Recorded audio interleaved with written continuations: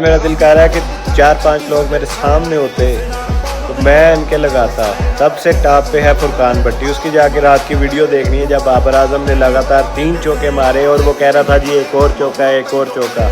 کوئی خوشی کوئی ایکسائٹمنٹ اس کو نہیں ہو رہی تھی. اس کو پتا تھا کہ اس کے باپ جو ہیں انڈیا والے جو ہیں وہ اس سے پریشان ہوں گے, وہ ناراض ہوں گے, اس کی ویورشپ کم ہو جائے گی. وہ خوش نہیں ہو رہا تھا.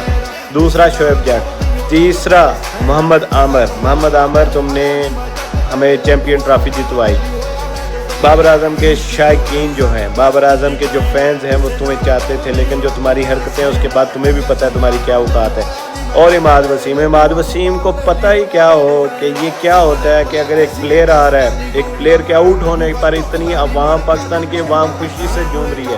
پاکستان کا پلیئر آؤٹ ہو رہا ہے اور پاکستان کی عوام خوشی سے جھوم رہی ہے, اور بابر اعظم جلد چل کے آ رہا ہے تو پورا اسٹیڈیم کھڑا ہو جاتا ہے. ان لوگوں کو کیا پتہ, ان لوگوں نے یہ دیکھا ہی نہیں.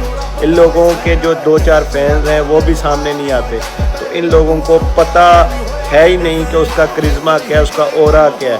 اگر وہ آؤٹ ہوتا ہے, پاکستان میچ جیت رہا تھا, اس کے باوجود کل آدھے سے زیادہ اس کے آؤٹ ہونے پہ اسٹیڈیم خالی ہو گیا. اگر یہ بابر اعظم کل بھی نہ ہوتا تو میں لکھ کے دیتا ہوں پاکستان یہ میچ نہ جیتتا. ساؤتھ افریقہ کی مینجمنٹ, اس کی ٹیم پریشان ہے کہ یہ کون ہے جو اس طرح اپنے ہی پلیئر کے آؤٹ ہونے پر خوش ہو رہے ہیں اور کس کے آنے پر اتنا خوشی سے جھوم رہے ہیں.